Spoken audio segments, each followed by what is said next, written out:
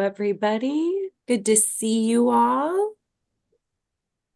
If you're here for day 4 of a riveting home ARP training, you have come to the right place. You clicked the right Zoom link. Oh, I'm sorry. I hit the wrong one. Let me leave. I am kidding. I am looking forward to another training. Oh, that was great. That was great. We still have a good minute here before we're slated to get started. So just hang tight. We'll let folks get connected, get their cameras turned on, and all that good jazz. While we wait, if you wouldn't mind introducing yourself in the chat, that would be awesome, just to let us know who's here. Let us know your name, your agency. Andrea, I do have a question. Mhm. I know you take attendance at these things, whatever. If you watch the recording, how do you know that? Or do we have to let you know? You would have to let me know. We Okay, used to put the recording out with a password, but it just got prohibitive. So we took the password off, and with that, we lost the ability to track who yeah. watches the recordings. Okay, I just was curious. Thank you. Yeah. Welcome, everybody. If you're just joining, if you wouldn't mind putting your name and agency in the chat, we'd love to know you're all here.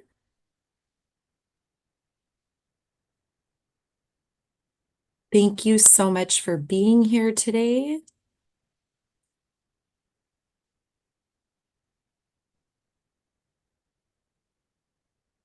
All right. Well, we are right at the top of the hour. Just want to welcome everybody back. We made it. Day 4 of home ARP training, day 4 of 4, folks. We made it. Want to thank everybody so much for all of the work that you've been doing to help the program get up and running. Your efforts are greatly appreciated. Thank you for being here today. Please introduce yourself in the chat if you haven't yet already. And just really per the format that we've been following this whole time, feel free to unmute if you have a question, put a question in the chat, no problem. I'm going to turn things over to Faith, but Safari, Holly, and I are here to all monitor chat and help field questions. So that being said, Faith, thank you, and we turn it over to you, friend. Hello. Good afternoon, everybody. Happy December. It's cold outside. Don't go out there. That's my advice for today. Don't go outside.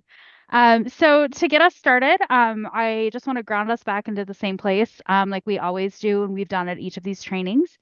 So if you'd like to join me in reciting the promise of community action, um, feel free to unmute and do it. That's always a hoot and a holler. Otherwise, just leave yourself muted and go ahead and recite it along with me.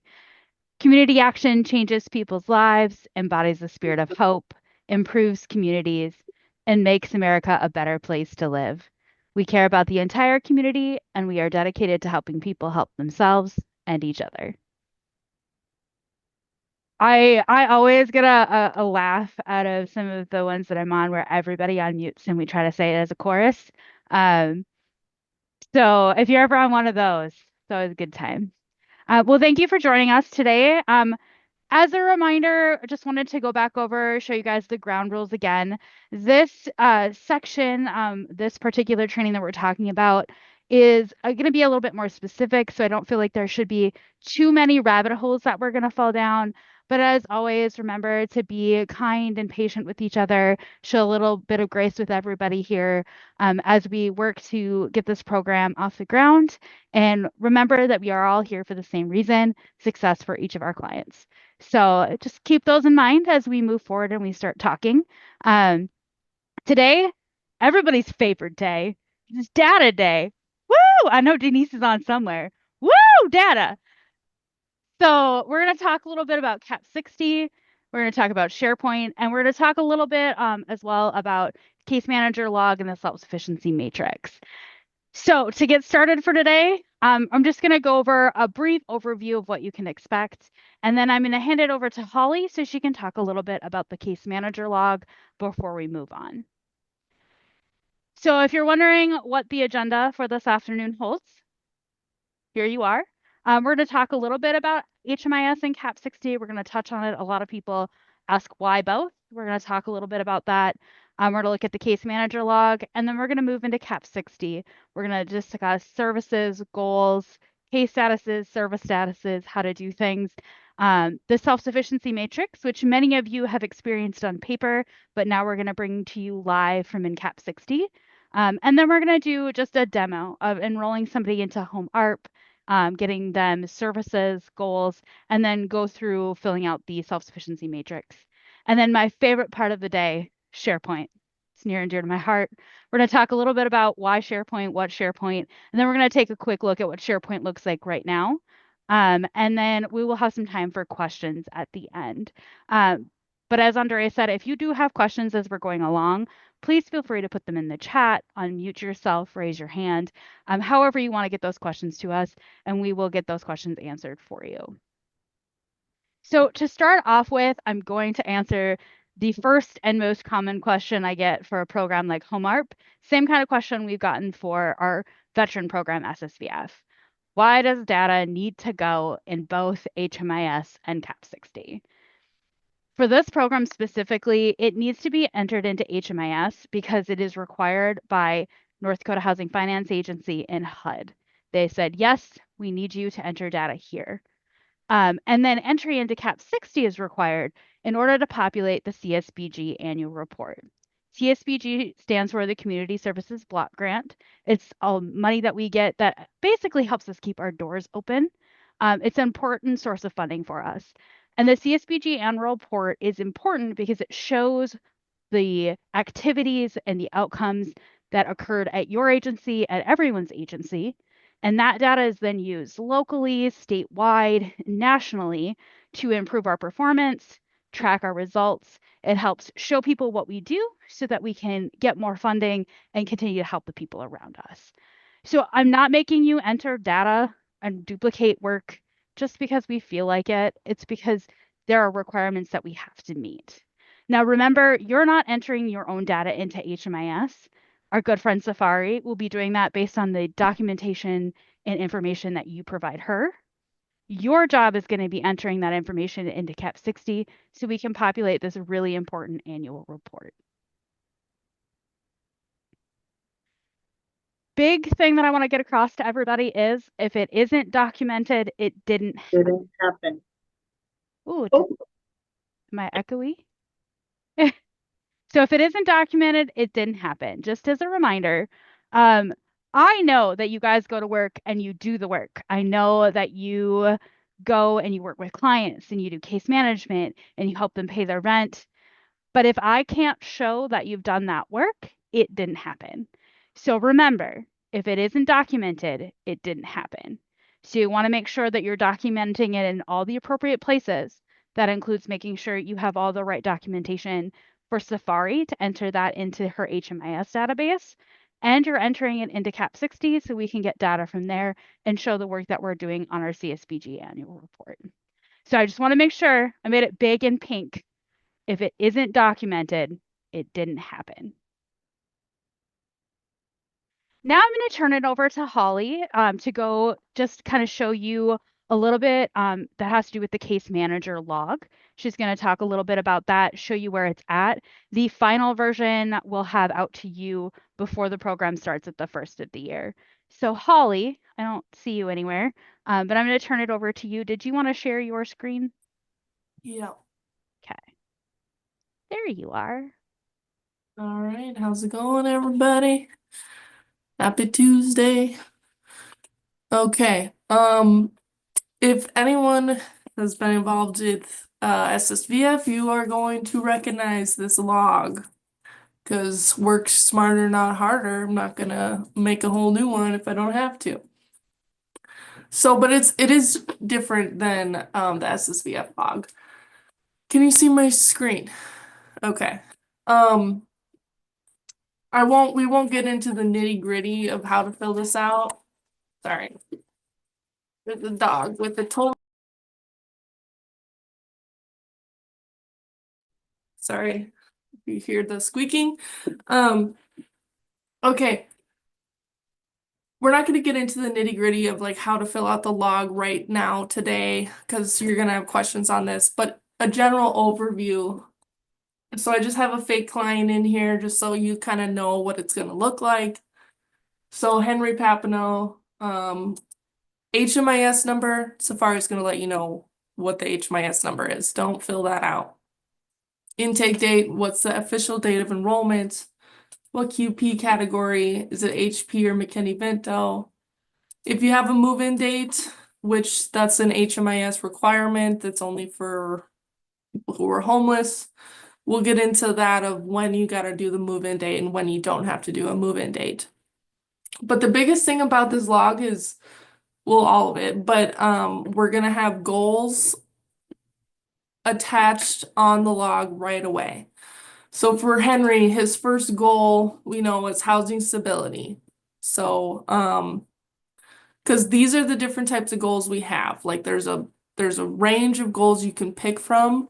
Your goals are gonna be more detailed for the specific client. So like for Henry, if I pick housing stability, my goal might be to find a permanent housing. So that's like, it fits into the category of housing stability. Outcome of goal, I put achieved because we know that Henry moved in on the 30th of January. And we know that because he's got a move-in date. So he moved in, he was McKinney-Vento, so he was homeless.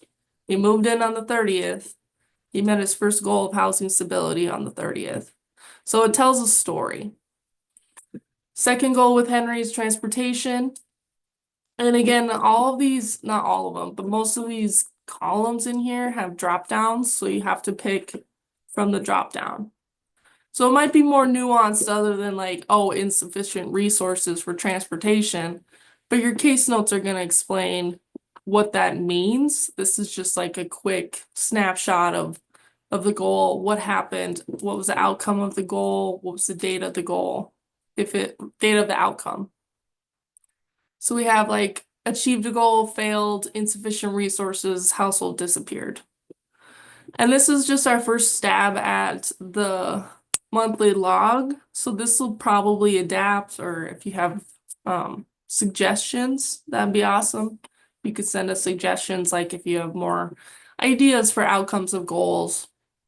But this is the general overview, because this is important, because our rent is contingent upon goals. If we're going to pay more than 3 months of rent, is contingent upon their goals. So that's why we have goals on the monthly log. So if I see, hey, you paid month number 5, but we only have 2 goals and none of them have been achieved, then you didn't follow the rental assistance process of having to work on their goals. Client services tab, this is important because this gets entered into HMIS. This is, again, a drop-down arrow. That's all you got to pick from.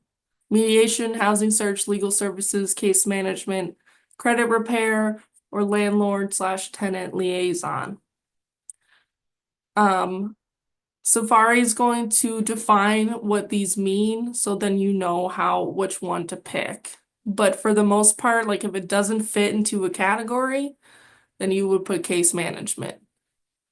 Case management is kind of like your fallback of, we did something, I'm recording a service, and here is what I did for this date. Just a quick suggestion, it's easy if you just copy and paste the first 3 columns into client services. And then you could do the same with TFA. You just copy and paste the first 3 columns, and you don't have to type it all out. You don't have to remember what their HMIS number is because you already copy and pasted it. Okay, so client services, you're going to add services to the log when you do your services. So if that's case management, housing search, credit repair, whatever you're doing with them, put it down here. because this gets entered into HMIS, which our funders use that information to see, you know, what are we doing with these clients, and we want to show them that we're doing a lot with them. We're seeing them more than once a month. We're doing all sorts of things with them. So you have to report it on this tab, the client services tab. Next tab, TFA. If you spend TFA on someone, it's got to go on your log. This is really important because this is how we reconcile the information that's uploaded by your fiscal department. So I'm going to take this and compare it to what your fiscal gave me. It should match. So you can see here, I paid 2 TFAs for Henry. He's still McKinney-Vento. That does not change. The category that they start in they do not change. So if you started as McKinney-Vento and then got housed, he stays as McKinney-Vento. Even though he's housed, you might think, well, now he should be HP. No, we go with what we started as. Date of TFA, what type of TFA? These are dropped down. These are the only types of TFA that you can spend money on. If it's a rent, it's got to be this short/long-term rent. That's just the wording that they use in HMIS, so that's the wording we're using here. So if it's just 1 month of rent, it's still short/long-term rent. That's what you got to pick. We got rental application fees, security deposit, utility arrears, utility payments, moving costs, rental arrears, and rent. You're going to want to use this notes column over here because this tells a story. So if I paid, like you can see the second line, I paid short/long-term rent to Goldmark for $700. Okay, now I use my notes to explain, is that for January? Is that for February? How many months am I paying? Am I cost sharing? Are they going to pay a portion of it? We got to put notes over here. A requirement for home ARP is recording fair housing activities. So this is just a big long description of what it means to be in violation of fair housing. So, and Safari is going to dive deeper into this of when you should fill this out, but there's 2 categories. Was a legal action taken, or did you provide data and documentation? So then if I pick this one, it says, if data and documentation, what's the type of service? Well, provided information to the household of fair housing, attended fair housing training, conducted a fair housing training, you did a reasonable accommodation referral or reasonable modification referral. So if you do any of these, put it on the log. Okay, but if I put illegal action taken, filed complaint, now I gotta go over to this column. So that's what it says. If illegal action, what was it? Well, was it one of these, like falsely stating the housing is unavailable, or steering, zoning, blockbusting, or redlining? You gotta put it on the log. If it's, oops, see, my log's messed up here. Gotta fix that. Outcome of housing intervention is gonna be one of these. Well, if I could get my drop downs to work. But you will have outcomes. If you have if there was a legal action taken, you're gonna have to come over to this column, fill it out. So this is how we record fair housing activities. It is a requirement for home ARP, so make sure you keep that in the back of your mind. Lastly, last 2 tabs here, we got outreach. If you're doing outreach for home ARP, we got to record it. If it's not recorded, it didn't happen. So outreach category, where'd you go? Was it food pantry, landlord, library? Okay, what was the activity you did? Was it a presentation? Was it street outreach? And then you'll put the specific organization, like, I don't know, maybe you put Salvation Army here because you did outreach there. What was the outcome of the outreach you did? Oh, my drop down's messed up here. Did you see any clients? Did you see any staff? What county? and any notes that you have. So the outreach log is the one stop to record everything. So it's for you guys, it's for tracking purposes. So please use it. Training tab, if you're doing a training for home ARP or you're doing any sort of training. Like if you're doing any sort of training, put it on the log. For one, because it's a good place for you to remember, oh yeah, I did do all these trainings. I have it all in one place. It's on my log. And two, for Safari to come in and see, oh yeah, Faith did do the motivational interviewing training on this day. Andrea did attend this training, so she should know how to do this. So it's for you, but it's also for us. Any questions on the log that we got today? What's an example of outcomes? You want to put like the number of people that attended or what? Outcome on outreach? Yeah, yep, right there. My drop down's not working. What did I put for outreach? Oh, this is this is what will be on that drop down tab. Was it business or civic engagement? Was it community services provider engagement? Okay. INR means information and referral to client. Okay, all right, thanks. General education, landlord education.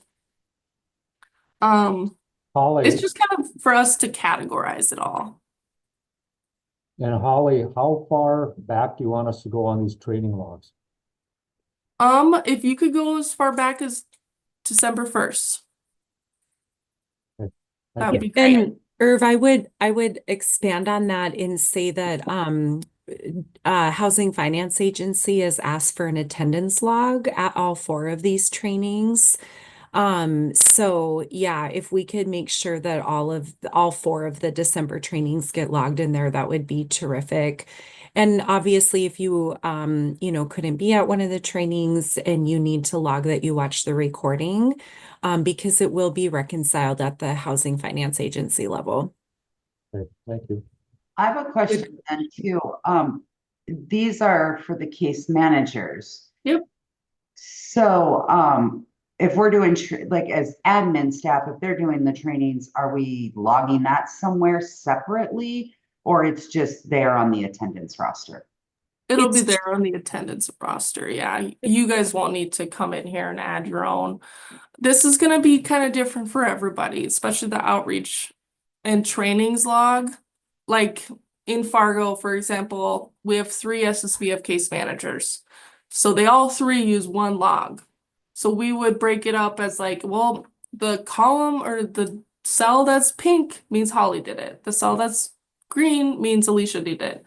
If you have one person that's doing home ARP, you don't need to differentiate that. If you got multiple people doing home ARP, you might need to color code it, It's not like a one size fits all. We kind of got to make it work for everybody since we all do it a little different. So are you recommending, suggesting that we, the case managers share this log, that they don't each do their own? Good question. Yep, we're sharing the log. And these Mhm. logs will be in SharePoint. I'll show you guys where. So that way you both can enter information at the same time, which is why it is going to be very important. And I'll reiterate it at the end that if you have SharePoint issues, I need to know ASAP, not 5 weeks later, because you need to be able to get into this case manager log.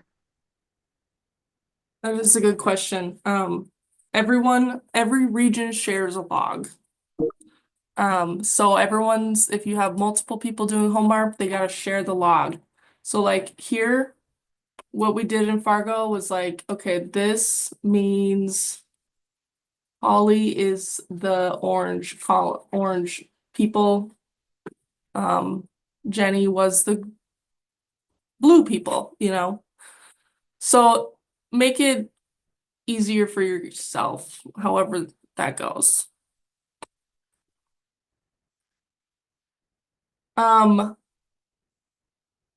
You guys build off of the log. You don't create a whole new one at the start of the next month. So in January, or no, let's say February 1st, you're done with January, you recorded everything for January. All I'm gonna do is file, save as a copy, and rename it for February because I'm building off of the same form. So like when you get to December, that's gonna have everything from January down to December.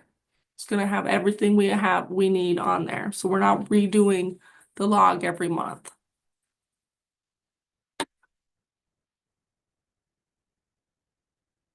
Other questions?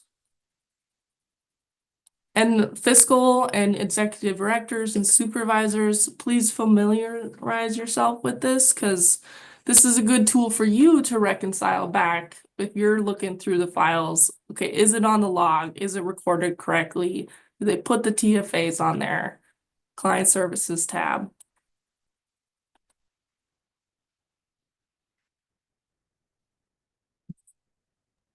Holly, this is Andrea. I would just kind of echo and then remind fiscal directors that when we talked about this last week, we talked about each agency, having a system on how you're going to track all of this. How are you going to ensure fiscal has access to the case manager log?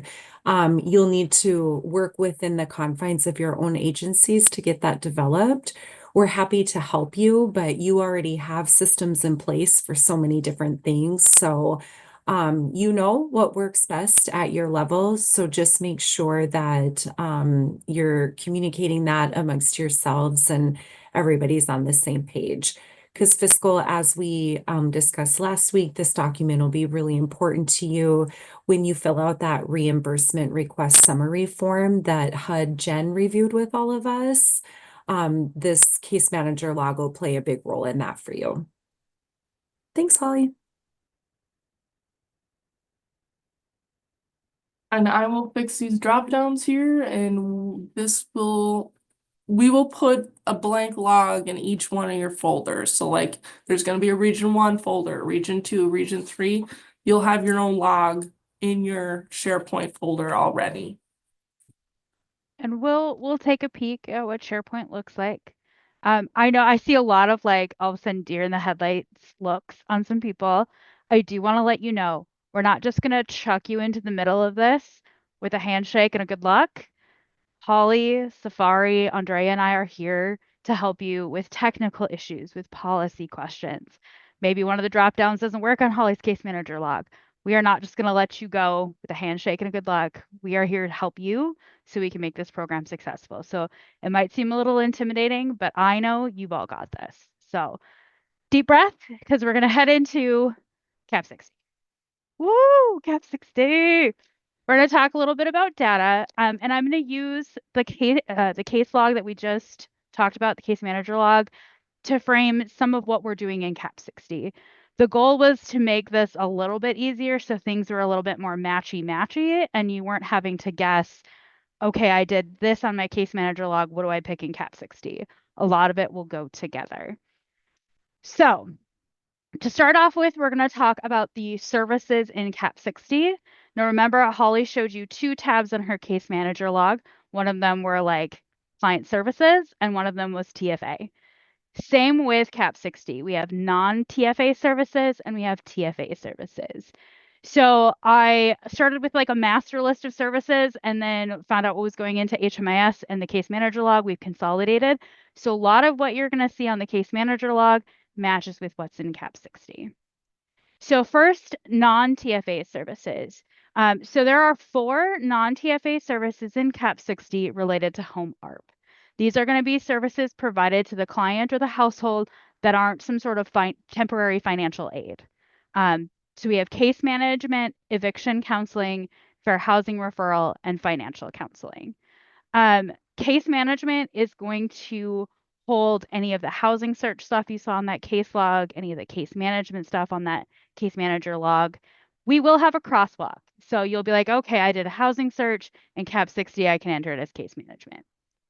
Eviction counseling, it's going to be those landlord mediation and liaison services that it talks about. The fair housing referral service matches the fair housing activities section on the log. So if you enter something in that tab, you're going to enter a fair housing referral of some kind in Cap 60.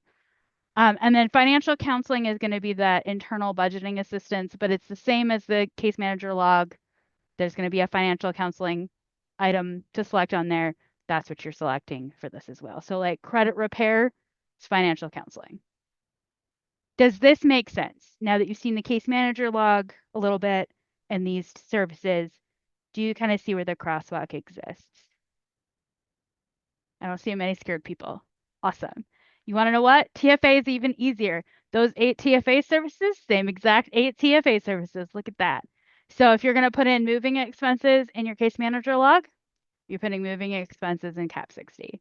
If you're doing a rental, a short or long-term rental payment in your case manager log, you're doing a rental payment in cap 60. So when you start entering data on your case manager log and it's a TFA service, you're going to be entering the same TFA service in both places. Once again, this is a great way for Holly to be able to check, is everything right with fiscal? Is everything right on your case manager log? Do we have everything in cap 60? Keeps all of our ducks in a row and makes sure that our tracking and our data is as accurate and complete as possible. Now, the difference between the two is the service status. So for non-TFA services, your service status in cap 60 is going to be completed. Why? Because you don't need approval to provide case management. But you are going to need approval to pay rent. So that's why the service status is approved. There will be a document on SharePoint in cap 60 resources that lists the service, what it means, and what the service status should be at the end so that you guys know how to enter it into cap 60. And we'll walk through how to do one of each service when we do the demo in cap 60. But whatever you're entering on your case manager log is also going to find its way into cap 60. Any questions so far? I don't see anything in the chat yet. Pretty straightforward. I tried to make it straightforward. Holly Safari and I made sure that the crosswalk was pretty simple for you guys. The next section that we have are the goals in cap 60. So many of you guys have spent time in cap 60, I hope. You've enrolled people in cases. If you're doing whole family, you've enrolled people in goals. It is the same process. These are in cap 60. When you're entering a new case, it prompts you to add these goals. These are going to be based on the goals that you've selected for the client and what you've discussed with them, your self-sufficiency matrix. For example, I'm going to click to the next slide because there are a whole bunch of these. For housing, maybe you have a homeless client and their goal is to get stable permanent housing. You can select the number of individuals who obtained safe and affordable housing as that client's goal in cap 60. And then you see how they match. So not every goal that they're going to pick, maybe one of their goals is they want to buy a new car. That might not match one of these goals in cap 60. But other goals in cap 60 might match something that a service that you provided to them. There will be, once again, in SharePoint, a list of all of the goals that you have to choose from. I would recommend familiarizing yourself with that. So when you enroll them in cap 60 into a case and you're selecting a goal and you know what kind of goals they're looking for, you have an idea of what kind of category you're looking at.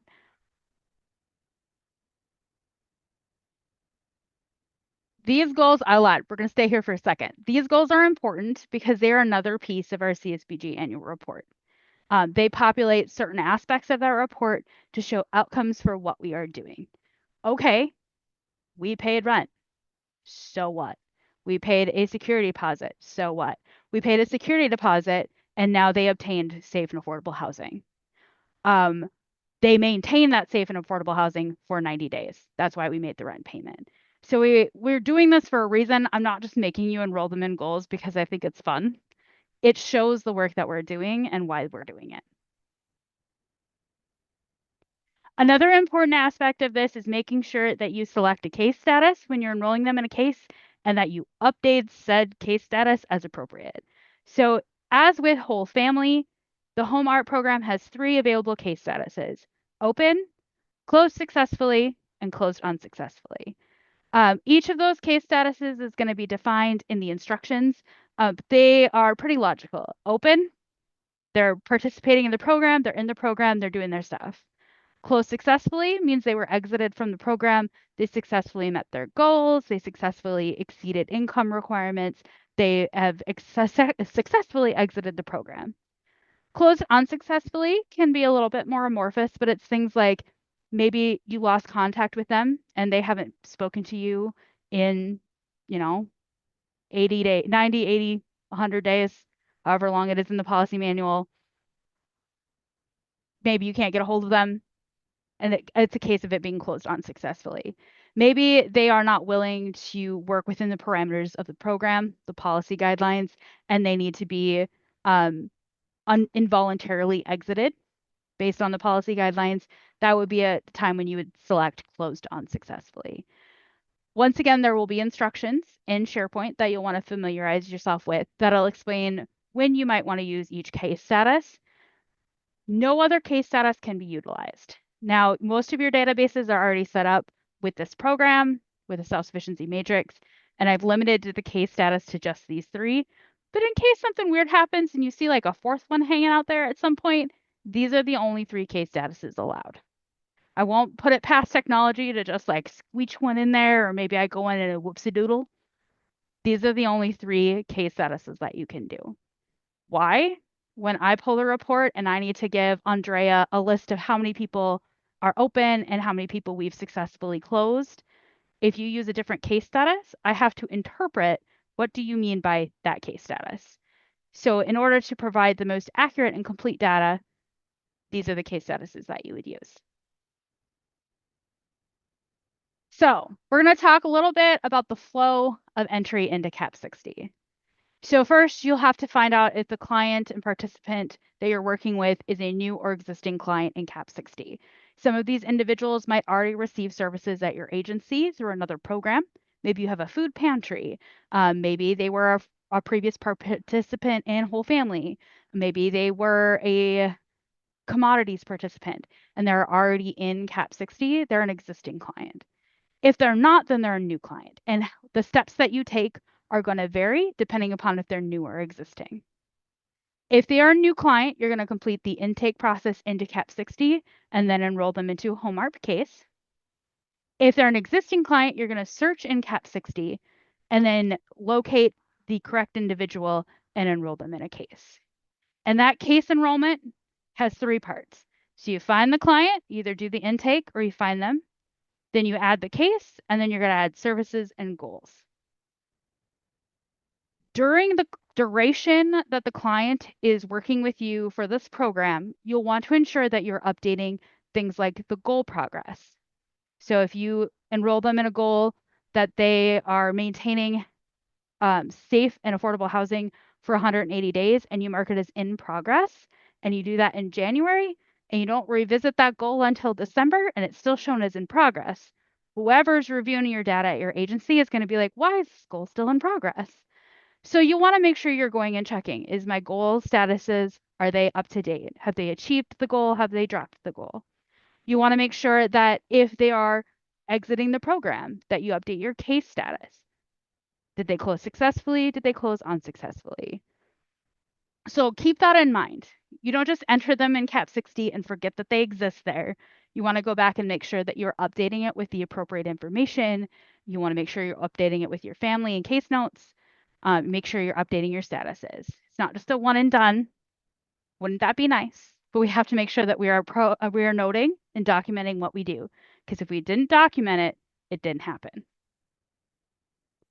So before we move into self-sufficiency matrix to talk about, which I'm going to have Holly hop on here in a minute, does anyone have any questions about that first chunk of CAP 60?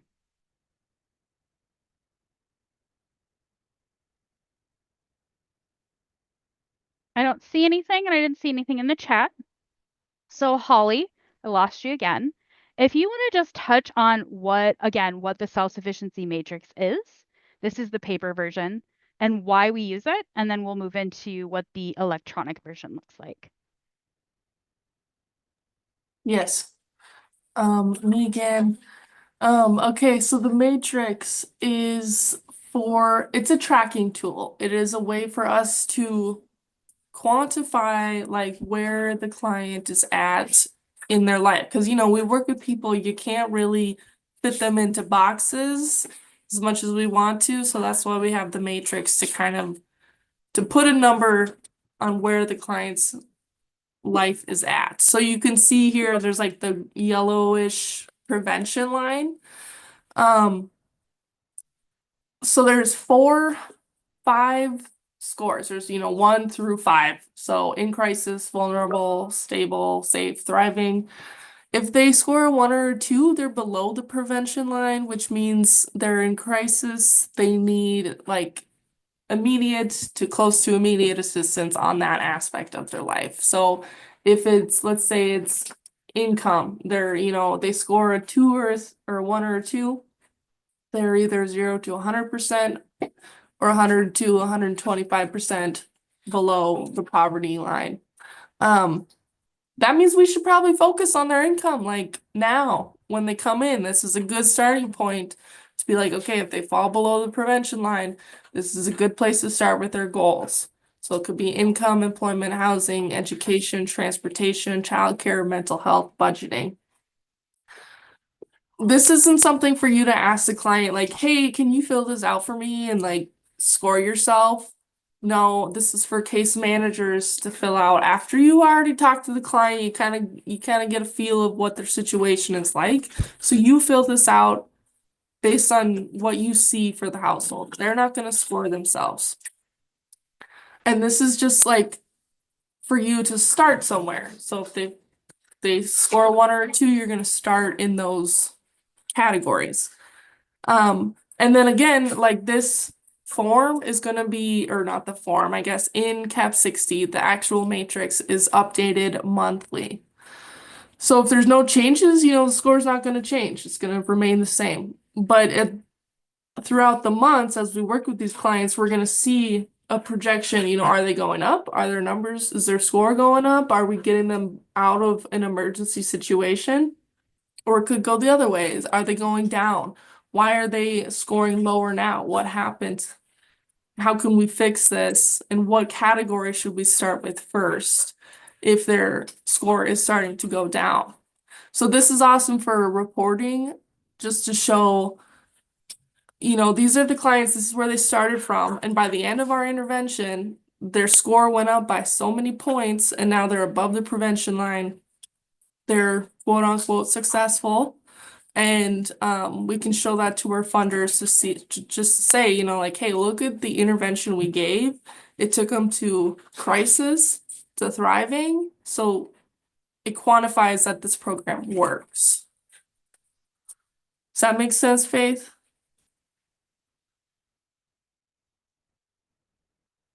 It wouldn't let me unmute. Yes, that makes sense. So many of you are familiar with the paper version of this self-sufficiency matrix through maybe the whole family program, maybe your agency uses it, and a couple of your agencies do use the online version in CAP 60. Now, I know this new version in CAP 60 is new, and so as you're going through and you're going to use this new online version, if you run into any issues or you have questions, you're not sure how things work, remember, not just throwing you into the ocean and letting you swim on your own without any assistance. I'm here to help you. So this is kind of what it looks like when you're entering information into the online version of the matrix. So it's the same categories, the same kind of scoring. It's just all online. So for example, on my screen here, you see this area is income. You would select the score. So you see the score here, it says between 126% and 175% FPL. It is the same that exists on the paper sheet. So I didn't just pick new scoring because it was fun. We took the paper sheet and we moved it and put it online. There are a couple agencies. I know Fargo, Dickinson, Williston, you guys have either been doing it for a while or you guys were trying it out and you were using it for some cases. Same matrix that you're using for whole family and other programs. You would just use it for home harp in addition. We're going to take a closer look at the matrix here momentarily. We're going to do a little demo. So we're going to go into CAP 60. Thank you, Dickinson Williston, for letting me use your test case, Mr. Joe Schmo, as a demo, because I do not have my own database. So we're going to pull it up here. And do I need to make this screen just a smidge bigger, Andrea, do you think? Yeah, How's that? better. Okay, I have this on like a monitor that is like the size of a TV. So to me, this is huge. So we're going to start with an existing client. Most of you are familiar how to do the intake process into CAP 60 for a new client. If you're unfamiliar with how to intake a new client in CAP 60, maybe it's one of your first experiences in CAP 60, you're new to community action in general, please reach out to your CAP 60 administrator at your office. If you don't know who your CAP 60 administrator at your office is, please let me know and I can direct you to the appropriate individual. And then your administrator will come to me if they need help. So just keep that in mind. If you need assistance with the intake of a new client, there are people at your agency to assist you. We're going to start with an existing client and we're going to search for them. As you can see, I already entered in the information to find Mr. Joe Schmo, who is our test case. So you'll do the search and make sure that you've selected the right individual. Remember in CAP 60, I don't have to type out the full first and last name. Maybe I know the first name, maybe I know the last name, maybe I know a few letters, especially if their name is rather complicated or rather common, like Johnson with an O or a Johnson with an E. So keep that in mind when you're searching. If you can't find the person that you're looking for, you might have to shorten what you're searching for and look that way. But for us, there's only one Joe Schmo, so we're going to go ahead and select that client by clicking on that blue select link. And it is going to bring us to their family page. We're going to need to enroll them into Home ARP. So we're going to go to the cases section of the client module.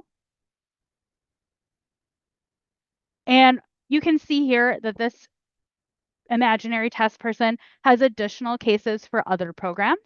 That is something that you might see. Maybe the individual you're assisting is a part of your food pantry and they're in here for that.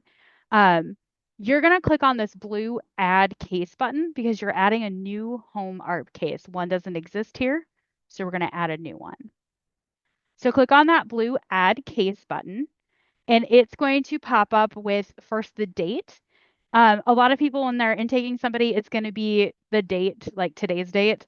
But because this program doesn't start until 2025, I'm just going to enter a date in 2025 so we can actually run through this program. It's going to list all of the programs that are available in your program for that year. You're going to select Home ARP. All of your agencies have been set up so that the program's name is the same. It is all just Home ARP. And then you're going to press continue. Pretty straightforward, easy peasy. Now we're going to enter some case information. First is that case status. Remember, we only are allowed those 3 case statuses.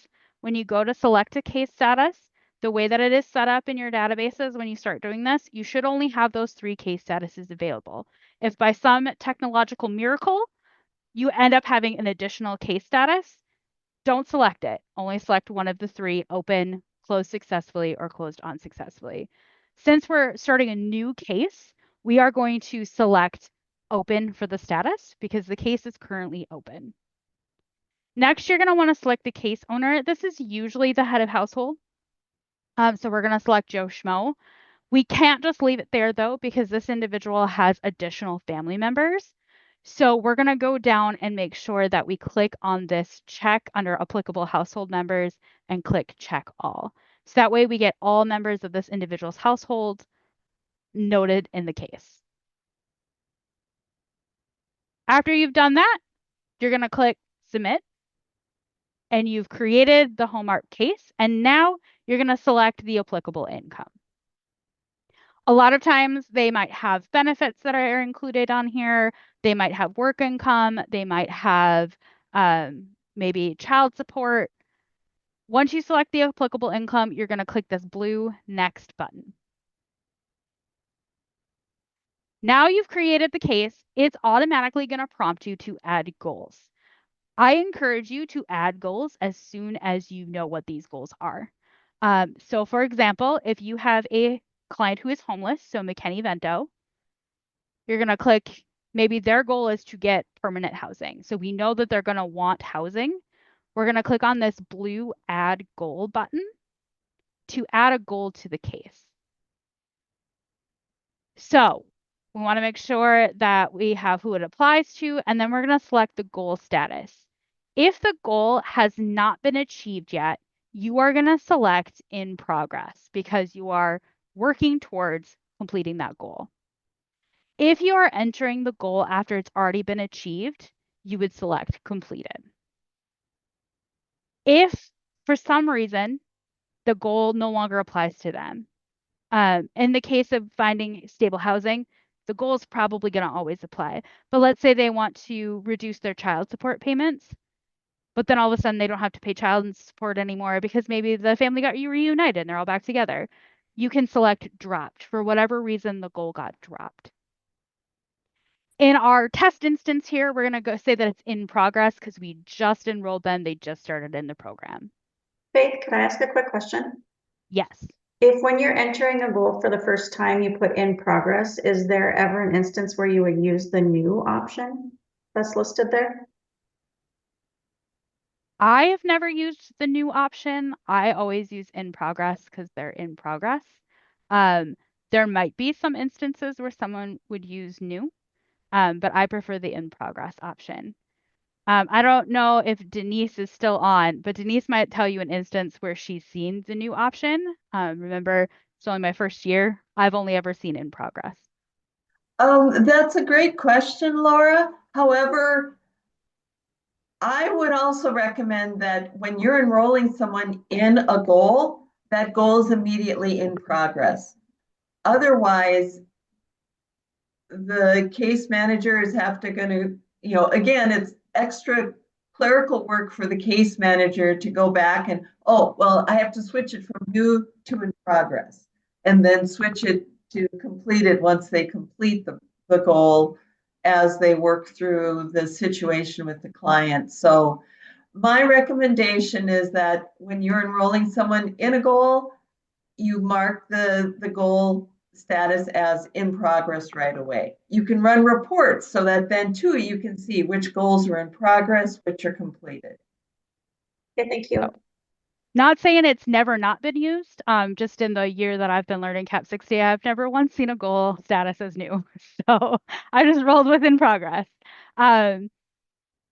If they do achieve the goal, you will switch it then to completed. And that is an important point, and I thank Denise for saying that. Once they've achieved the goal, you have to go back in and mark it as completed. You just can't leave it in progress forever. We'll want to go back once they've achieved the goal to update the goal to completed. And we'll talk about how to do that here in a minute. So we've selected this goal as in progress. Now we need to select the goal. I've filtered down the goals to just the ones on the list for home ARP. So the list that you will get in CAP 60 will match this drop-down menu, and you can find the one that you want. So we're going to go with obtain safe and affordable housing. We're going to click on that, and you're going to see that the goal populates down here now. Before I click save off of here, I do want to note that if they do complete the goal, you not only have to change the goal status, but you'll also need to mark the achieved date down here at the bottom. And I will show you all how to do that momentarily, kind of doing this in a flow. So now you put your goal in, it's marked as in progress. We're going to click save. And you're going to see that, hey, there's a goal here. Go team. So do you need to update this goal for any reason? If yes, there's that little magical blue pencil that exists. And you're going to go in and you're going to click on the blue pencil to go back in and make your updates. Now, before you do that, though, you do want to make sure that you're noting in your family notes, this is this climate, this goal, it was achieved, here's why, and then make the change. So that way we can see the story in your notes as well. Then you can just change your goal status. Maybe they completed it, and you're going to put the achieved date. Maybe they completed it on February 5th. Click save, and now it is going to be completed as of February 5th. There is a report that I will be running, and I might ask our CAP 60 admins to run, just to verify, do our cases have goals attached? And if there are goals attached, are they still in progress? Are they marked as completed?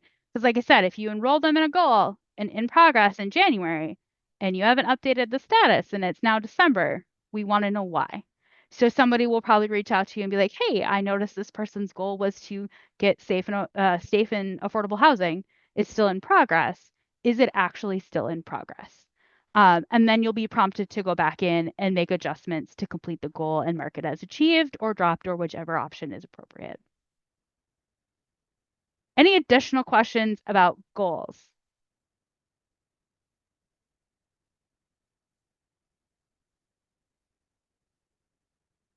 I don't know if there are any in the chat. If there are, Andrea will let me know. So that's adding goals. Now we're going to talk about adding services. So on your left-hand navigation menu, we're still in this client module. In our cases section, we're still in our home ARP case.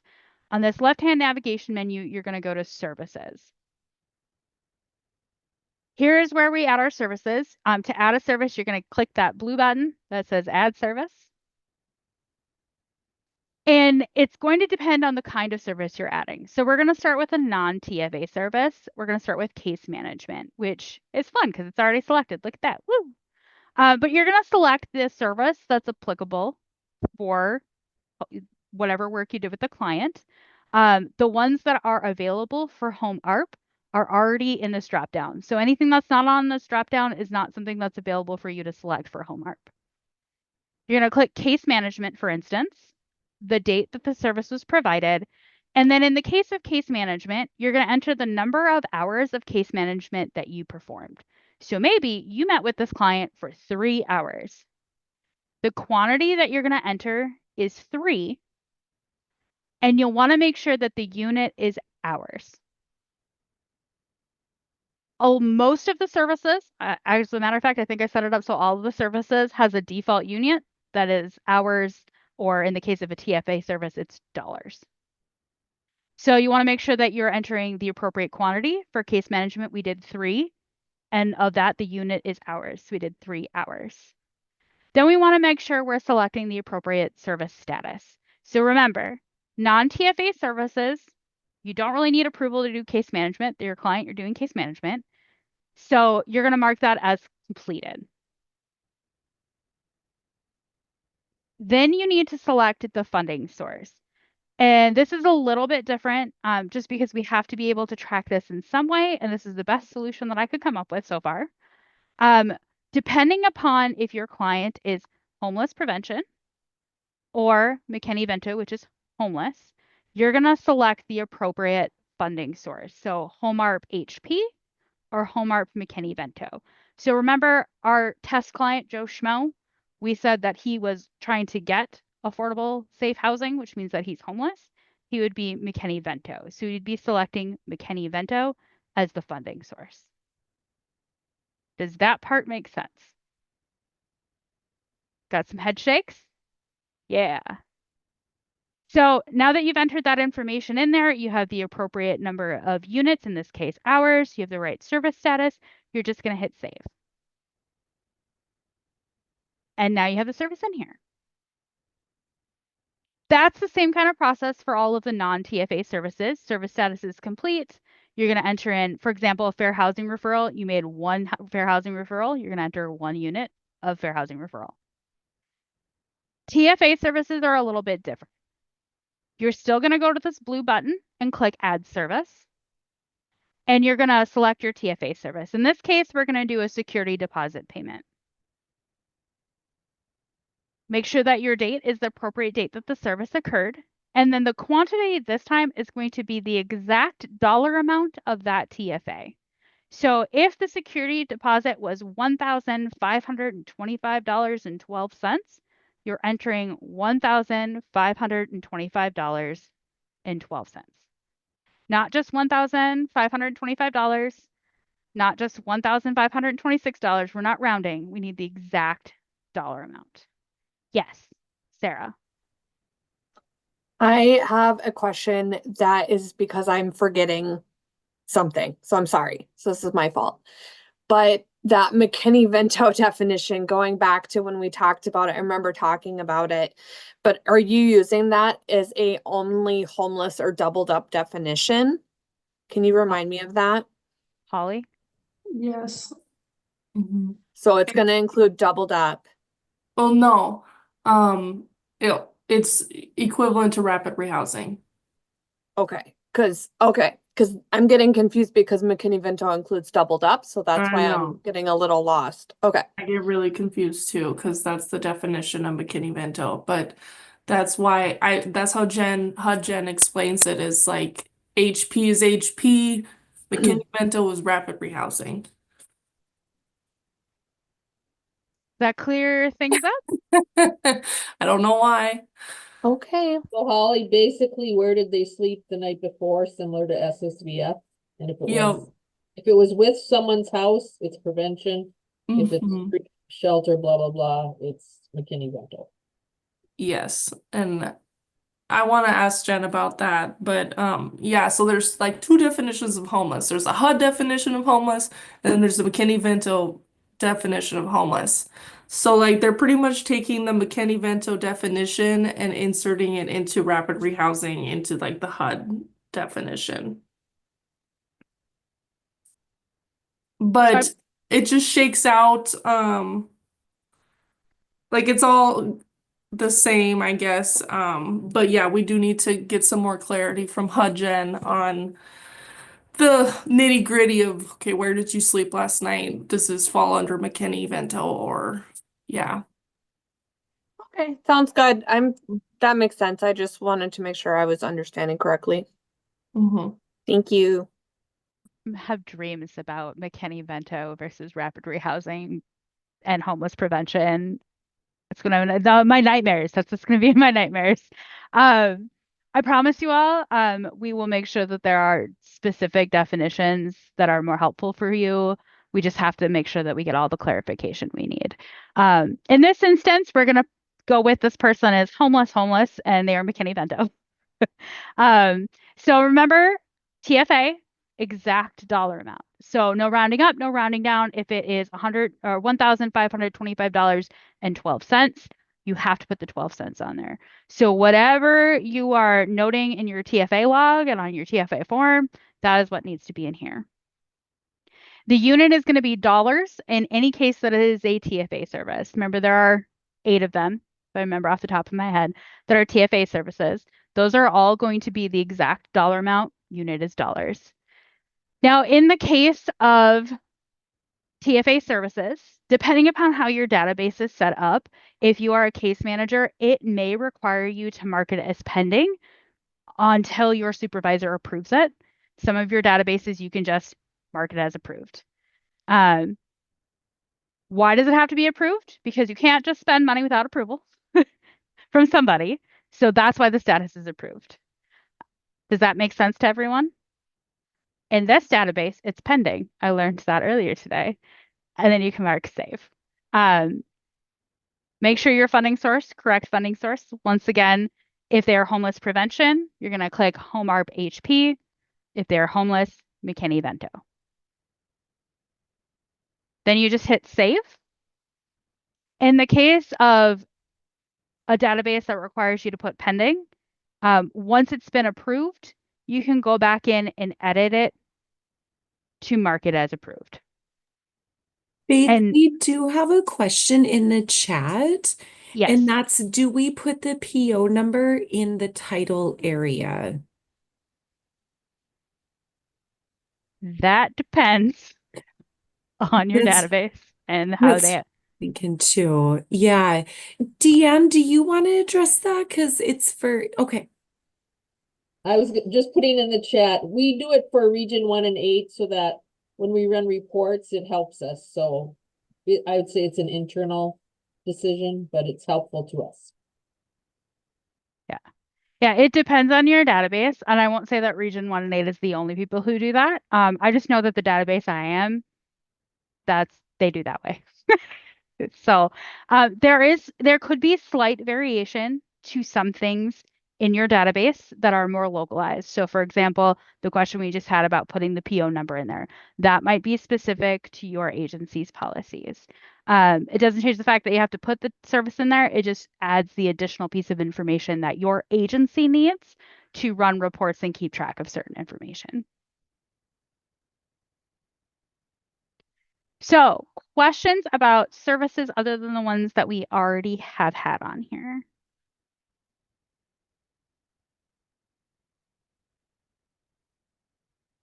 So a lot of what you're doing in CAP 60, pretty much the same for everything else you do in CAP 60, same way you would intake someone or search an existing client, same way you would add a service, same way you would add a goal.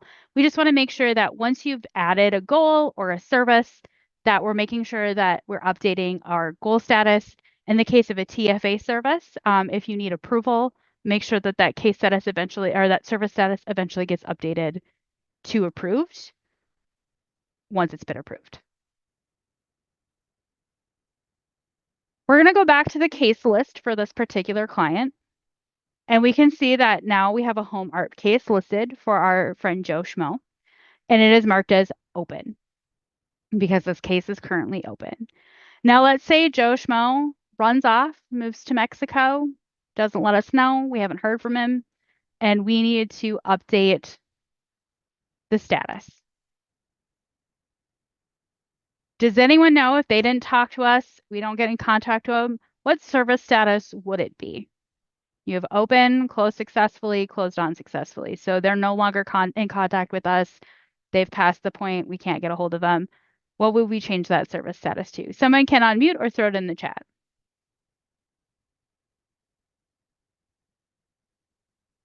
And we'll call on somebody. Closed unsuccessfully. There we go. There's Tina. Yes. So if somebody runs off to Mexico, you don't hear from them anymore, and they need to be, the case needs to be closed, they've been exited, that's closed unsuccessfully. Let's say that they're housed, they've received all the services they need to receive, they're ready to go out on their own. That would be closed successfully. Does that make sense to everybody, those three case statuses? Awesome. Now there's one more place we have to visit before we talk SharePoint, and that is the self-sufficiency matrix. Many of you are familiar with the paper version. To get to the online version, you're going to be in the client module for your client, and you're going to go to the family section, and you're going to find where it says self-sufficiency matrix. So the self-sufficiency matrix, to add a matrix for your client, you're going to go select matrix to add, and you're going to go to this drop-down menu. Now, I will let you know, some of you already had matrices. I don't know how to say them in plural. Some of you already had one set up, and it might still say that name. So in the case of Dickinson Williston, your database hasn't named the whole family matrix. In the case of Fargo, yours was named self-sufficiency matrix. I did not change the name because I don't want to throw anybody off.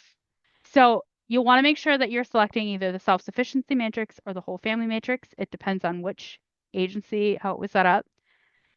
You're going to select the matrix, and then it'll say, click here to add matrix. You're going to click that. So it's going to bring you to a page to start the matrix. It's going to have you the date. I'm going to change the date because we want to talk home ARP. It tells you the matrix. We're going to select the program. In this case, we want home ARP. The family member, we're going to do Joe Schmo. And then down here, you're going to see there's starter questions. As Holly said, you're not going to just like sit there and be like, okay, how would you rate yourself on a scale of 1 to 5 with this category? You're going to ask them questions. So you're going to say things like, if you have children and they have children, how regularly are your childcare needs met? How often do you have childcare? And then you'll be able to go to the childcare section of the matrix and enter a score for childcare. So it gives you some starter question ideas. This is by no means a comprehensive list of questions you can ask a client to fill out the self-sufficiency matrix. Caseworker, you can select. It lets us know who entered in this particular matrix. This is super helpful. If multiple people are working with this client and filling out a matrix, you're able to see who did the matrix last. Then you hit save. And it's going to bring you to the matrix that you saw in my slideshow. And it's going to start you with the first area, which is income. Just like on that paper form, we have income, employment, housing, education and training, transportation, childcare, mental health, and budgeting. So the same categories, same style of scoring, it's just online, not on a piece of paper. So we're going to do the area's income. Let's say this person has no income. We're going to select between 0% and 99% because they don't have any income. Once you've entered that in, you can click Save and Next Area, and it'll bring you to the next area, which is employment. You'll see along the side here that it has noted what your score is in that area and what areas are remaining to score. Also, it'll show you down at the bottom. Does this so far make sense to everybody? How you're filling this out, you're going through, you're entering information in. Same with employment. So you're kind of come over here to employment. Let's say that they don't have employment, they're unemployed. You're going to select unemployed. You may see that there are, for example, in employment, there are 2 3s. Either they're not in the workforce because they're receiving disability or retirement benefits, or they're full-time work at minimum wage without employer benefits. They're considered kind of the same scoring. We just split them up so it was easier to quantify.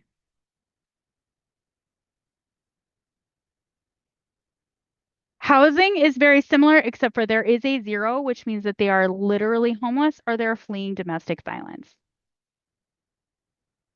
So you would select the appropriate one from each category. Does this make sense to everybody? I'm just gonna keep a click in here so that I can show you what it looks like when it's done.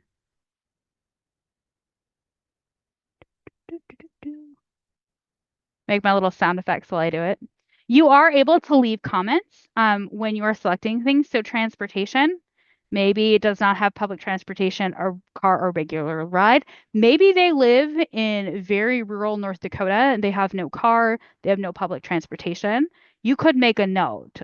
Client lives in a rural area with no consistent transportation. And go to the next area. Childcare, we do know that not everybody has children, so there is an option where there's no children in the household, no childcare needed.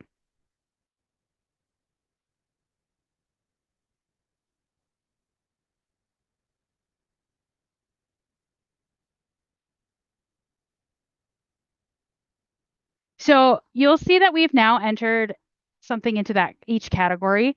If for some reason you entered the wrong score in a previous category, you can click on any of these blue links to go back to that category. So for example, transportation, you can click to go back to transportation and make an adjustment or add a comment.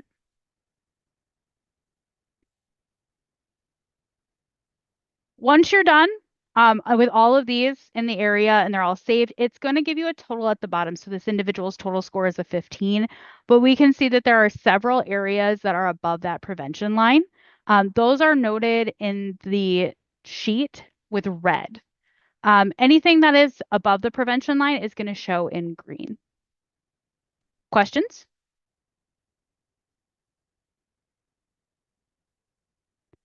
Over time, as you fill out self-sufficiency matrix, they're going to be added in the self-sufficiency matrix section. So this is the first one that you did. You can continue to add new ones as you go. So click on, oh, I didn't want to do that. So you're going to go ahead and you're going to add another self-sufficiency matrix. I thought it was add, and I don't know. I lied.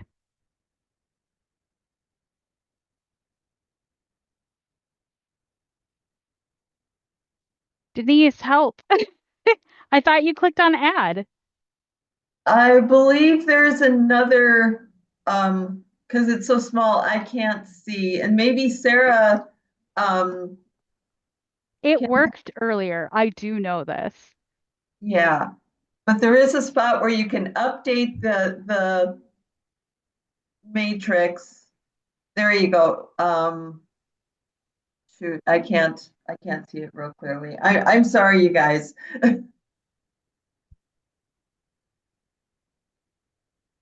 Well, that did not work how I wanted it to, so I apologize. Can you guys hear me? You There's have like to a, click on intern to update the matrix. oh, interim? There you go. Thank you. I was like, I know I did it this morning, but I Thanks, did it. Shannon. And then you can go back in and add another one in your interim. Thank you, Shannon, for coming in with the win because I was going to pull up my instructions that I wrote that probably says that right out there. So, yes, in your self-sufficiency matrix section, if you need to add another one, you're going to click interim. And then you can fill out the next score. And as you can see, it doesn't get rid of your first line, it just keeps adding those lines. Does that make sense?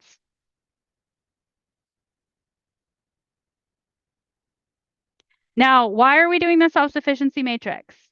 Remember what Holly said. This is a way for us to gauge how a client is improving. Maybe there's a setback, and we can see a story over time. Just like with the paper version, except for the electronic version, we can see the story over time. Right there, there are reports that we can pull to see the story over time. We don't have to sit and flip through your book of self-sufficiency matrices.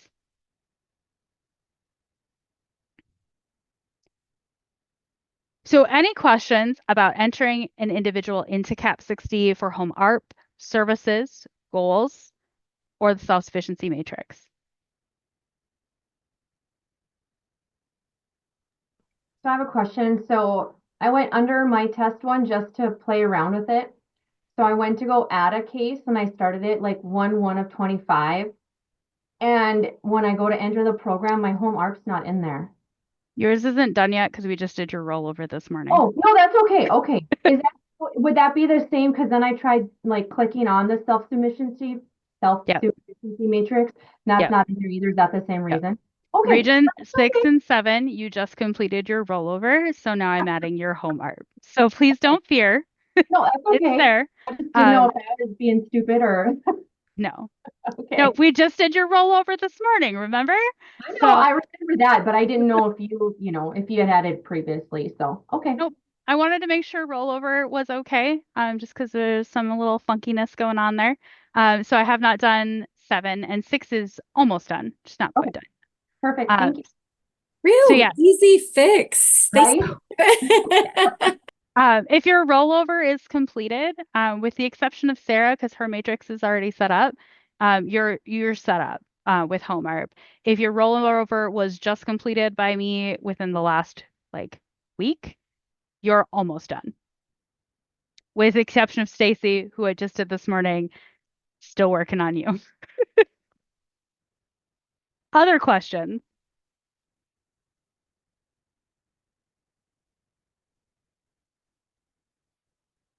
All right. I'm going to bring us back to our PowerPoint presentation because I do want to go over a couple of things in regards to CAP 60 access and issues. Stacy. So all of the appropriate staff access. So I need to get the list of case managers from each region. And then all of the administrators will be done by January 1st. As a matter of fact, they'll probably all be done by tomorrow morning.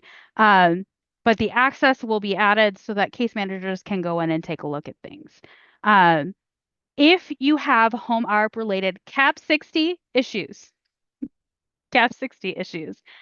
including no access to enroll a participant in the home ARP after January 1st. So you have a client, you're doing home ARP, it's January 6th, and you don't have home ARP on your menu.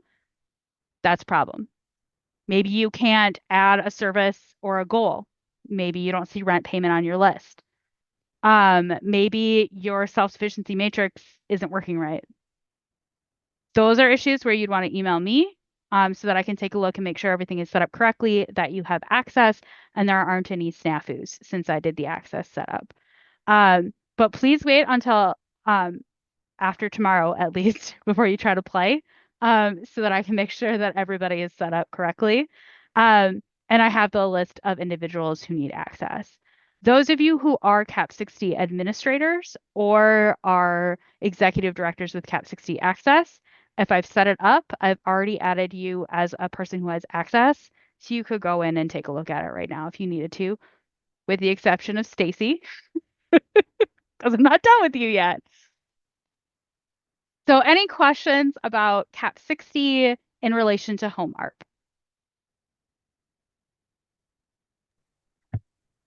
This is Tom. I do have a question or two regarding Cap 60 and then the hymns. Is now a correct time to ask it, or do you want me to hold off till later? You can ask it now. Go ahead. Okay. So in region 1 and 8, we really push family notes to use that, as you had said, to quote somebody earlier in this session, if it's not documented, it's not done. So we use family notes extensively. So we're going to continue to use family notes, or Denise will be very upset.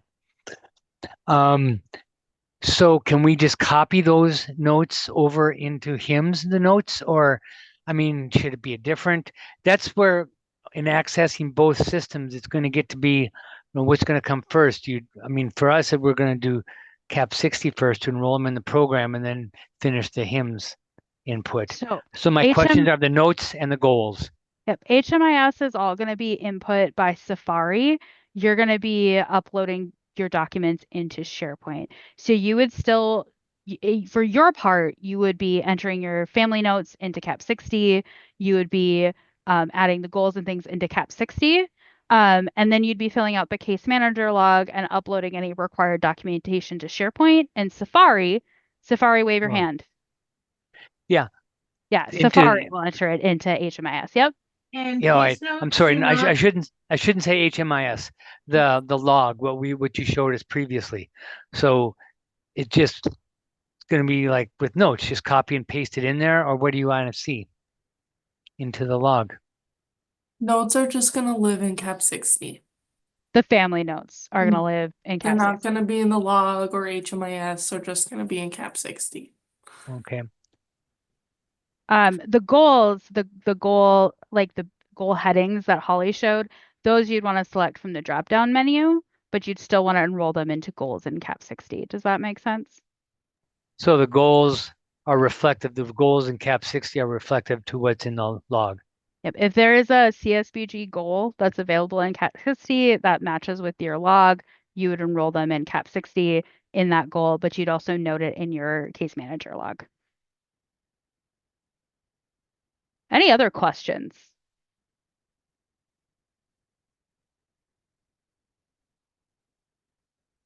All right. Well, that's Cap 60, and a lot of you are very familiar with Cap 60. Some of you are probably more familiar with Cap 60 than I am, but I am learning and I'm learning fast. If you run into any issues while you're using Cap 60, you have questions, I encourage you to speak to your Cap 60 administrator at your agency.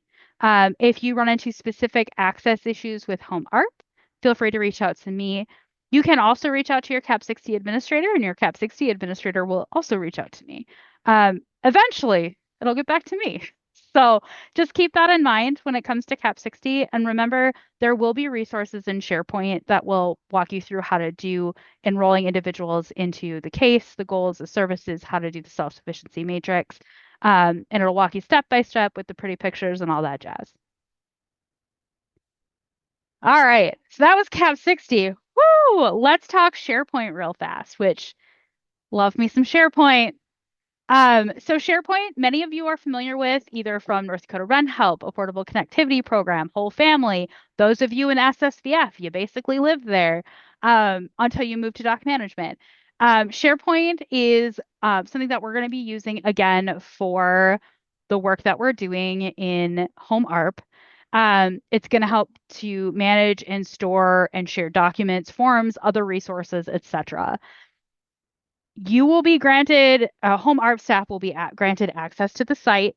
If someone isn't granted access to the site, they can't get in. Okay, so if you get a new staff member or you don't tell me or you haven't told Andrea who your people are and they try to go into Home ARP SharePoint, they're not going to be able to go in. It'll tell them they don't have permission to do so.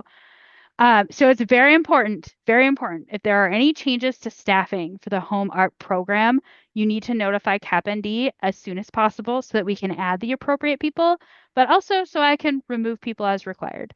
A lot of times it doesn't matter because you shut off the emails and whatever if somebody goes off because they won the lottery and became a multimillionaire. I still like to remove them just in case we want to make sure that we are limiting access to the appropriate people. So that's a big note with SharePoint. If you haven't been granted access, you won't be able to access it. And if you make a change and someone needs access, we need to know so you can access it. Fiscal people on board, you all should have access to the fiscal site where you will be uploading your portion. If for some reason you don't have access, please let me know. You all should, but just in case, please let me know. With that, we're gonna switch over and I'm gonna show you SharePoint. So let me get that pulled up. The first question that everybody is going to ask me when it comes to SharePoint is, how do I find the SharePoint site? To find the SharePoint site, one of two things is going to happen. You are going to get an email from me inviting you to the SharePoint site, or someone is going to send you the link to the SharePoint site. I can access it from my dashboard that you see here. You will not be able to do that because you are not under the CAPND domain. That's a lot of technical speak that just has to do with how you're going to get access. So you'll get an invite from me and you'll be shared a link.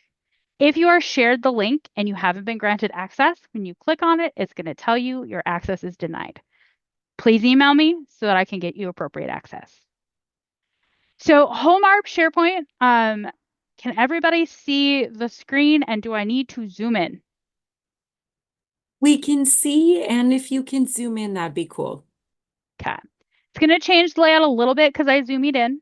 But many of you who are familiar with every SharePoint site that I've ever created they all look incredibly similar. They got a lot of the same things.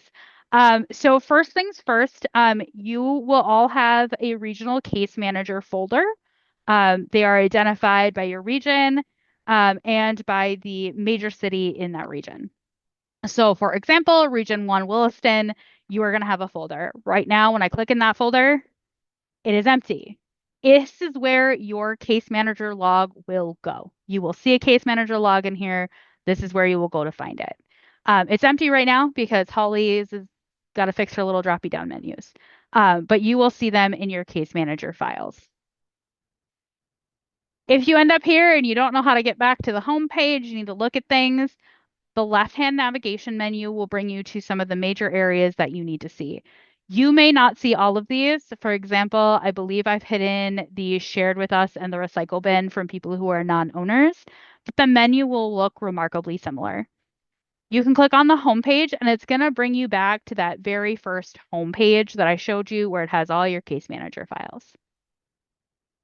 In addition to that, right below that is going to have your CAP 60 documents that you need. So case enrollment instructions, service definitions, your goal list. There's going to be that crosswalk that shows you like, okay, it's case management in my case log, it's case management in CAP 60. It's credit repair in my case log, it's financial assistance counseling in CAP 60. That'll be in there as well. There'll be clearly defined buttons for you. Once you click on them, it'll take you to the document. The weather is on the right-hand navigation menu. Why?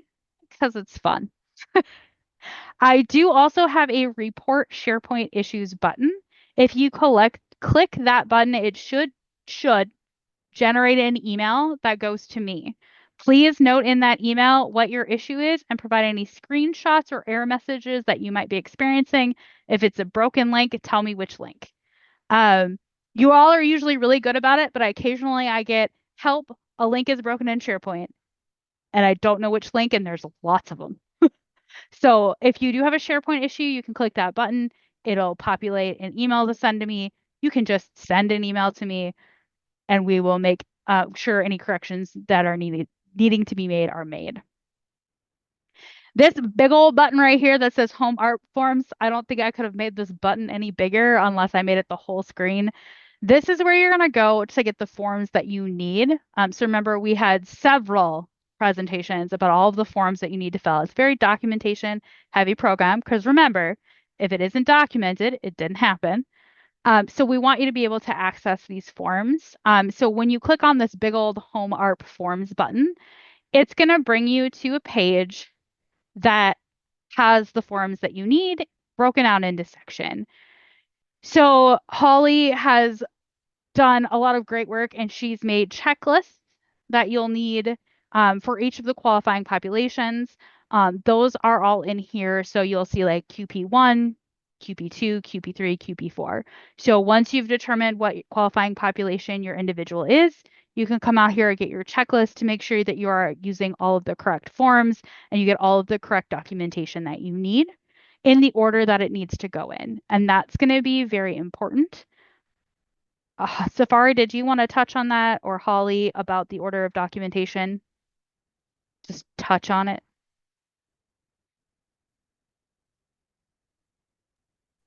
The order of the documents is going to be based on the checklist. So, you got to make sure that your forms are in the right order.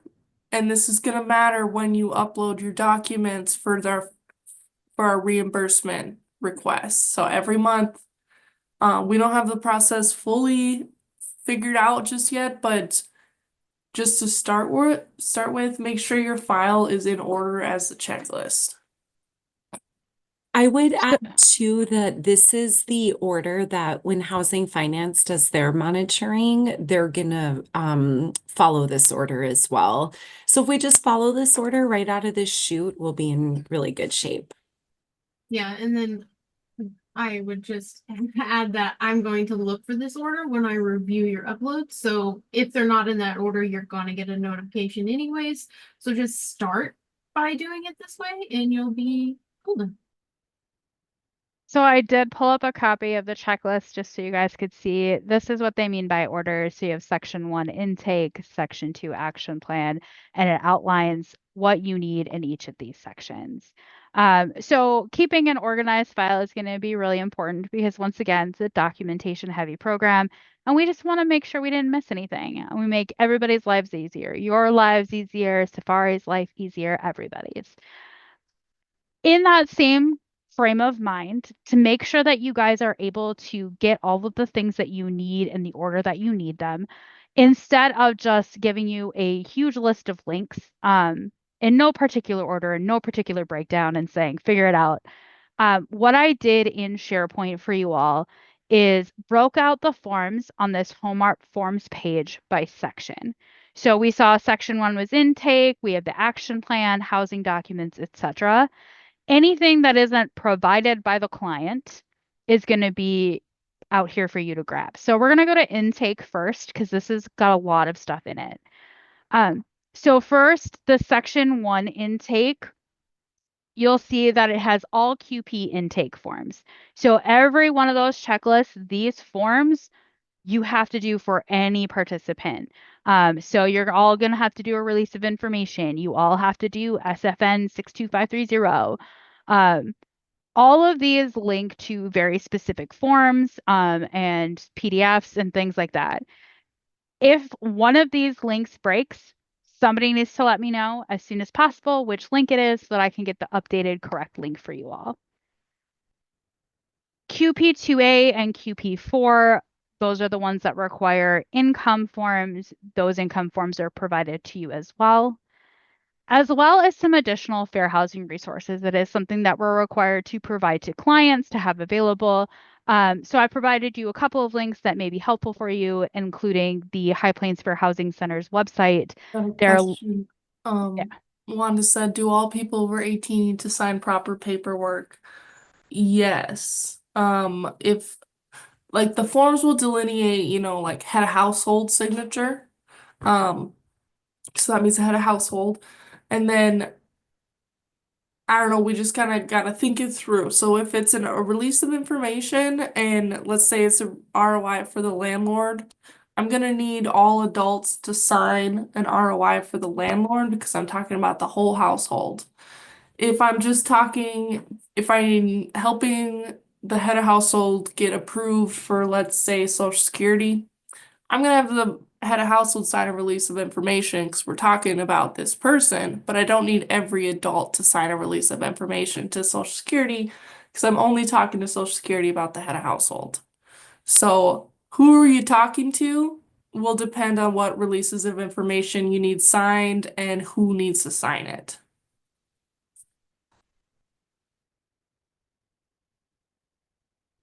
So yes, all of the forms that you guys need are going to be out here.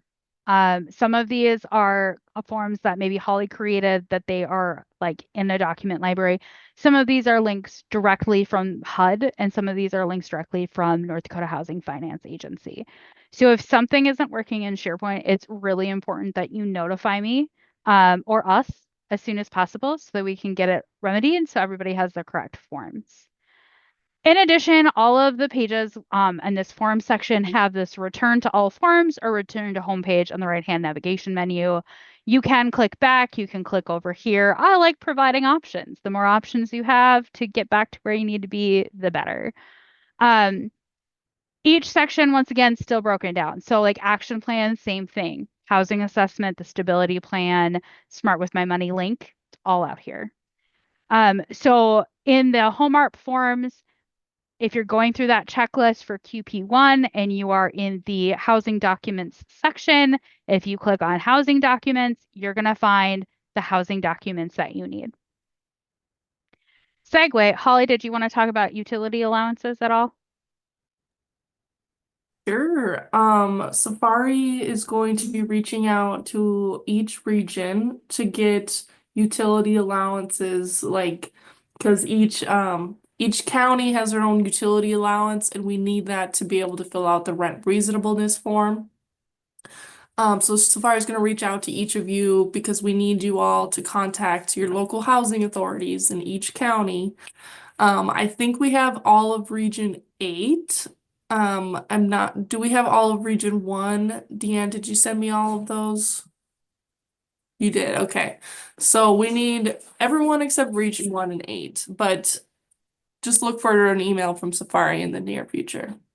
Well, Holly, when I say that you have Mackenzie and Divide, Crosby, to the best of my knowledge, doesn't have a housing authority. So then I don't know that there is how would I get one if they don't have a housing authority? Yeah.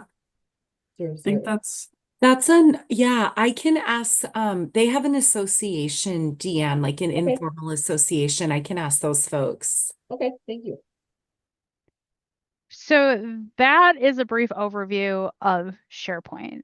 There are many of you who are familiar with it. I do occasionally get emails requesting assistance with uploads. That is perfectly acceptable. I'm not going to just leave you hanging out here. Some of us are fantastic with some technology, and some of us would rather not even look at a computer. So if you need assistance with SharePoint, getting something uploaded, downloaded, something to work, you can let me know. You can also email Safari. Safari might shuttle that back over to me, depending upon how complex the situation is. So that is a brief overview of SharePoint. There'll be more information out there. There's going to be resources out there. I just wanted to give you a brief overview. But most of you have been in one of my SharePoint sites. And if you've been in one of my SharePoint sites, you've basically been in them all. So you should basically know how to navigate. They all kind of look the same. Reminder on access and issues. All of the appropriate staff should have access by January 1st. So you should be getting invites from me as I get a list inviting you in. We'll make sure a link goes out to anybody who is supposed to have access. If you don't have access and it is December 24th, I apologize that you need access on Christmas Eve, but I probably haven't granted it to you yet.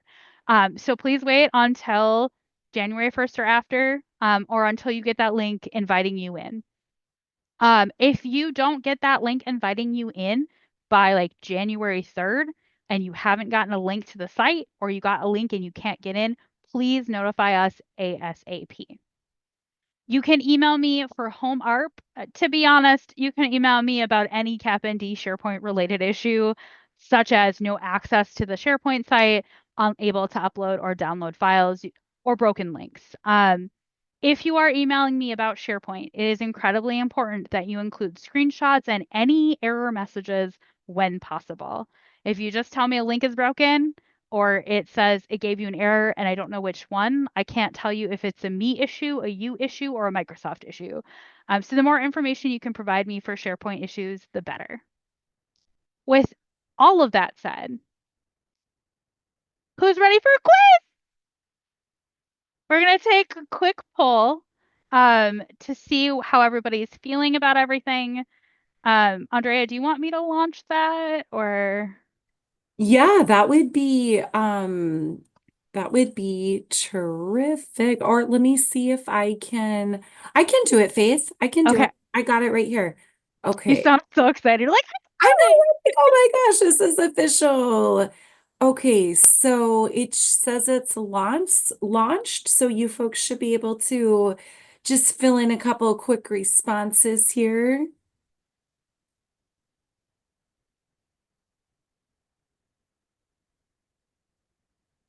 Faith, is it coming up some initial responses on your end?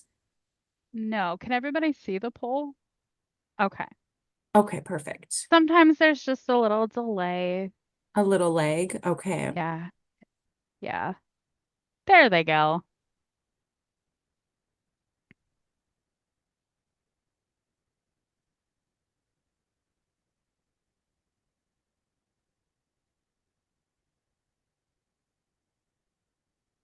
Faith, when I just press end poll, will it publish it or is it going to prompt me to publish it? It'll prompt you to publish it. Okay, perfect. Thank you. I get so excited when people learn new technology things. I'm happy. All right. Good deal. We got some good responses coming in. Okay, I'm gonna get this up here for us. Okay, can you all see that? You can, okay, perfect. So how comfortable do you feel uploading required documents into SharePoint? We got a smattering, but for the most part, we're leaning on the somewhat comfortable to very comfortable side. Folks, don't be afraid to ask for help. And also, I would really recommend that you attend, that you view the recording of Faith's SharePoint training that's on our YouTube page. That one's really, really helpful. That was sent out to everybody as a pre-training resource. So definitely check it out if you haven't already. Maybe you're new to SharePoint. Finish this sentence. If it isn't document, it didn't happen. Right on, 100% there. Great job. Gold stars all around. Why do we need to enter data into both HMIS and CAP 60? Another gold star all around to ensure accurate tracking and reporting. Again, we're working to feed both the CSBG annual report and as well as the required training, or I'm sorry, the required reporting for HUD and Housing Finance Agency as well. Purpose of the self-sufficiency matrix. That's right. It is not to decorate the client's files. It's really intended to provide a snapshot of the client's progress and needs. Again, many of you are very familiar with that document, but if you're not, don't worry, you're going to be becoming more and more familiar. How comfortable are you feeling about enrolling clients into CAP 60? Again, Faith, looking like we're erring on the side of some level of comfort throughout the network. Again, folks, just reach out if you have any questions. Don't hesitate to connect with the CAP 60 administrator at your agencies either. They're a terrific resource for you. And which of the following is recorded in the case manager log? All of the above. That's right. Kind of everything's going in there. The client list, the services, trainings, outreach that is conducted. And again, that is going to be an important reconciliation tool for a lot of different things that we're doing within the program. Faith, I want to thank you for taking us through all things SharePoint CAP 60 and Holly for case manager log. Are there any additional questions before we move into the next section here? Okay, well, just, general rule of thumb, lots more training is going to be coming. We've done these 4 trainings throughout the month of December, and we're really off to a phenomenal start. The policy manual is going to be distributed early next week, just in time to make sure you all have a very Merry Christmas. CapND is gifting that to you in advance. You're welcome. It's like 57 plus pages of riveting information. But we do want you to start familiarizing yourself with that document. Fiscal folks on the call, reminder that we are going to be meeting on January 9th, and HUD Gen does plan to join that conversation. And Fiscal Gen is going to help lead us as well as we fine tune our reimbursement request process. Case management and supervisor staff, our next meeting is going to be on January 13th. And we're going to really take a dive into the policy manual section by section, not all on January 13th. So don't worry about that. So between now and these next meetings that we have scheduled, it is an expectation that you are all familiarizing yourself with the pre-training resources that have been provided. It's an expectation that you're getting your processes established at your agencies. You folks need to make sure you're all on the same plan about how you're working within the confines of your own budget, making sure you're all on the same page about funding available for TFA. How are you going to work this all out at your agencies? So please do have those conversations. As you're having those conversations and as you're getting your processes established and familiarizing yourself with the policy manual, please don't hesitate to reach out to question or with any questions. And those questions need to be routed to Safari, and Safari will put her email address in the chat. And it has a fun little jingle, you guys. It's safarib@capnd.org.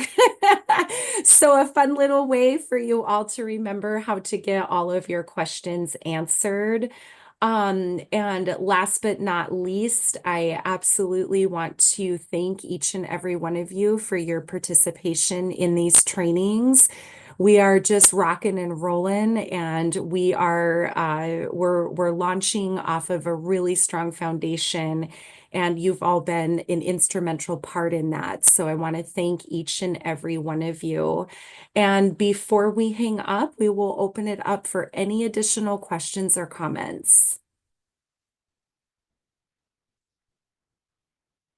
All righty, Fiscal, we're going to see you on January 9th. Program staff, we're going to see you January 13th. Policy manual coming your way, and lots of reading and review to happen between now and then. Thank you so much, everybody. Please have a wonderful and amazing Christmas. Happy holidays to all of us, and we'll see you all very soon. Bye, y'all.